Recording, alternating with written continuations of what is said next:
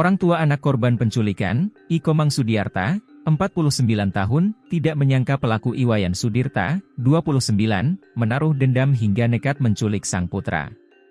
Komang Sudiarta mengaku tidak pernah bersinggungan secara langsung dengan pelaku, ia hanya mengaprove apa yang menjadi penilaian supervisor dan manajer karena pelaku tidak berkompeten dalam pekerjaannya 2 bulan ini. Wayan itu dulunya pegawai saya paling dasar. Pada intinya saya tidak pernah bersentuhan secara langsung, berkomunikasi secara intens, atau ketemu bahkan, jarang saya di kantor, ungkap Komang Sudiarta didampingi sang istri Madewi Diasa.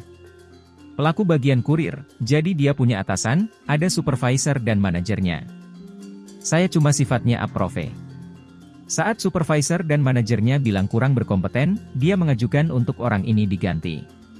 Jadi saya hanya approve, saya tidak ada melakukan penilaian apapun, jabarnya.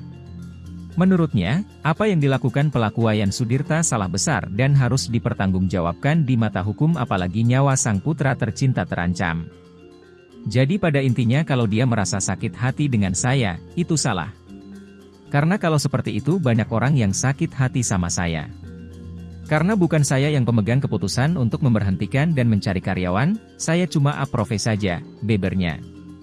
Dia bersama istri menjelaskan, bahwa orang tua mendapatkan ancaman bukan hanya anaknya yang di Denpasar saja tapi anak yang berada di Surabaya akan mendapatkan bahaya jika tidak segera membayar tebusan. Ada itu di rekaman suara barang buktinya. Dia mengancam bukan hanya anak saya yang ada di sini, saya punya anak di Surabaya juga diancam, tuturnya.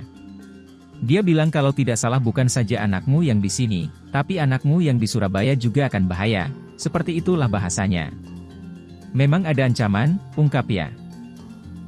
Dalam proses pengejaran pelaku juga terjadi negosiasi antara pelaku dan orang tua korban yang memang agar sengaja diulur, bahkan negosiasi berhasil dengan menurunkan tebusan dari 100 juta rupiah menjadi 10 juta rupiah namun uang belum sempat ditransfer pelaku sudah berhasil dibekuk. Sempat negosiasi tawar-menawar karena kebetulan pada saat itu, saya melapor, tidak dalam hitungan 15 menit sudah direspons. Kemudian datang 2 personel persis saat pelaku nelepon, ucapnya. Dia, pelaku, nelepon kemudian saya diarahkan, bapak itu minta nomor telepon. Kemudian saya diarahkan ulur waktu.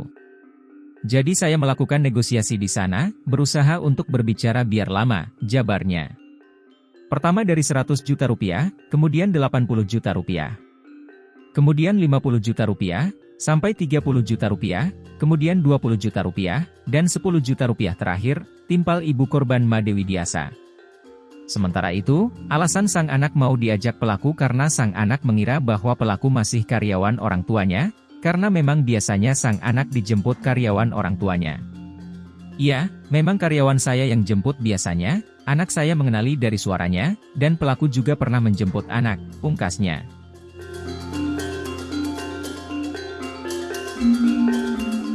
Download Tribun X sekarang, menghadirkan lokal menjadi Indonesia.